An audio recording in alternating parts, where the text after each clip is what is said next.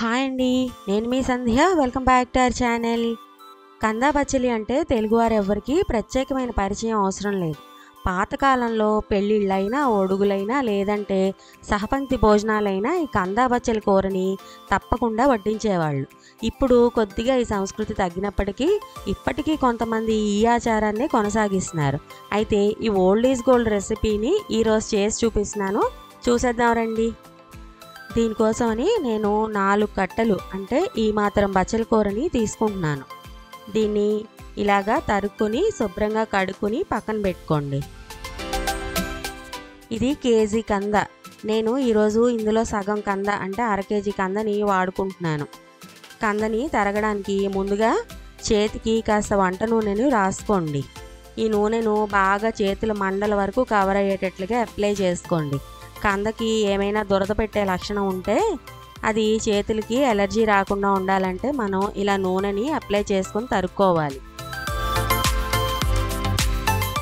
కంద మీద చెక్క అంతా తీసుకొని ఇలా తరుక్కొని వీటిని ఒకసారి శుభ్రంగా మట్టి లేకుండా కడుక్కొని పక్కన పెట్టుకోండి.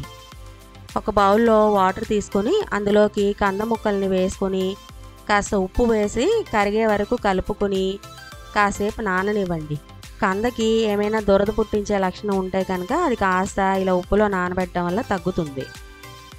ఇప్పుడు కూర కోసమని ఆవపిండి తయారు చేసుకోవడం కోసమని ఒక మిక్సీ జార్లోకి 1 టీ స్పూన్ ఆవాలు, 5 ఎండుమిర్చి, 1 టీ స్పూన్ బియ్యం పిండి వేసి కాస్త వాటర్ పోసి మెత్తగా పేస్ట్ లాగా చేసుకోండి. పేస్ట్ని ఒక కప్పులోకి తీసి పక్కన పెట్టుకోండి. ఇప్పుడు కూర ప్రిపేర్ చేయడానికి స్టవ్ పైన ఒక మూకుడు పెట్టి కాస్త ఆయిల్ వేసి వేడెక్కనివ్వండి. ఇందులోకి 2 స్పూన్ల శనగపప్పు, 2 స్పూన్ల మినపప్పు, అర స్పూన్ ఆవాలు, 1 స్పూన్ ఇంగువ, అలాగే ఒక 5 ఎండుమిర్చి తరుగు కూడా వేసి తాలింపు ఎర్రగా వేయించుకోండి. తాలింపు వేగింది కదా, ఇందులోకి బచ్చలి కూర అలాగే కందదుంప ముక్కలు కూడా వేసేసుకోండి. అలాగే ఒక రెబ్బ కరివేపాకు, 2 పచ్చిమిర్చి మజ్జిగ చీరి వేసుకోండి. ఇంకా 1/2 స్పూన్ పసుపు, తగినంత ఉప్పు, కొద్దిగా వాటర్ వేసుకొని మూత పెట్టి కాస్త ఉడుకు పట్టనివ్వండి. కర్రీ ఉడుకు పట్టింది కదా, ఇప్పుడు దీన్ని మూత తీసుకొని కందదుంపలు కాస్త మెత్తపడే వరకు కూడా బాగా ఉడికించుకోండి. చూడండి, వాటర్ పోసేటప్పుడు చాలా కొంచెం పోసుకోండి, ఎందుకంటే ఈ కూరని వార్చడం ఉండదు కాబట్టి వాటర్ ఎక్కువైతే మళ్ళీ కూరని బాగా దగ్గర పడే వరకు కూడా వాటర్ అంతా ఎగుర్చుకోవాల్సి ఉంటుంది. వాటరు కొంచెం తక్కువ అయితే మళ్ళీ కాస్త పోసుకోవచ్చు. చూడండి, కందదుంపలు కాస్త మెత్తబడ్డాయి కదా, ఇప్పుడు ఇందులోకి చింతపండు గుజ్జుని అలాగే ఒక చిన్న బెల్లం ముక్కని కూడా వేసుకోండి. బెల్లం తీపి కోసం కాదు, కేవలం పులుపుని బ్యాలెన్స్ చేయడానికి మాత్రమే. బెల్లం ఎక్కువగా వేసుకుంటే కనుక ఈ కూర టేస్ట్ అనేది అస్సలు బాగోదు. ఇప్పుడు బెల్లం కరిగే వరకు కాస్త ఆగి ఒకసారి ఉప్పు పులుపు బ్యాలెన్స్ చెక్ చేసుకొని అడ్జస్ట్ చేసుకోండి. ఇప్పుడు కర్రీనంతా కూడా ఇలాగా ఒక గరిటె సాయంతో బాగా మెదుపుకోండి.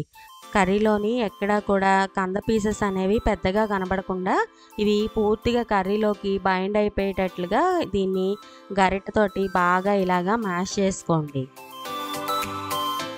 చూడండి, కర్రీ ఈ స్టేజ్ వరకు దగ్గర పడ్డాక ముందుగా ప్రిపేర్ చేసిన ఆవాల పేస్ట్లోని సగం పేస్ట్ వేసుకోండి. వేసుకున్నాక ఒకసారి ఎంత చిక్కబడుతోంది అనేది చెక్ చేసుకొని అవసరమైతే మిగిలిన పేస్ట్ని వేసుకోండి. నేను మిక్సీ బ్లేడ్స్కి అందడం కోసమని కాస్త ఎక్కువగానే పేస్ట్ ప్రిపేర్ చేసుకున్నాను. ఈ పేస్ట్ని ఫ్రిడ్జ్లో పెట్టుకుని నేను తర్వాత మళ్ళీ వాడుకుంటాను. కర్రీలోని పేస్ట్ వేశాక ఒకసారి దగ్గరుండి బాగా కలుపుకుంటూ ఆవపిండి వాసన బాగా గుమగుమలాడుతూ వచ్చే వరకు ఒక 2 నిమిషాల పాటు ఉడికించుకోండి. దీంట్లో బియ్యం పిండి వేసాం కాబట్టి ఇది తొందరగా అడుగు పట్టుకుంటుంది. ఈ స్టేజ్లో మాత్రం దగ్గరుండి బాగా కలుపుకుంటూ ఒక్క ఉడుకు బాగా రానివ్వండి. కర్రీ ఇలా బాగా ఉడికిపోయిన తర్వాత దీన్ని వేడివేడి అన్నంతో సర్వ్ చేసుకుంటే చాలా టేస్టీగా ఉంటుంది. మీ దగ్గర మినప వడియాలు కనుక ఉంటే అవి కూడా కాస్త ఫ్రై చేసుకొని కర్రీలోకి వేసుకొని ఉడికించుకుంటే కర్రీ మరింత టేస్టీగా ఉంటుంది. అంతే అండి, కంద బచ్చలి కర్రీ రెడీ అయిపోయినట్టే. మరైతే ఈ రెసిపీని మీరు కూడా ట్రై చేసి మీకు ఎలా వచ్చిందో మాతో కామెంట్ బాక్స్లో షేర్ చేసుకోండి.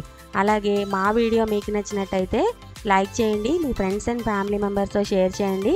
మా ఛానల్ని తప్పకుండా సబ్స్క్రైబ్ చేసి బెల్ ఐకాన్ క్లిక్ చేసి నోటిఫికేషన్స్ ఆల్లో పెట్టుకోండి. Thanks for watching.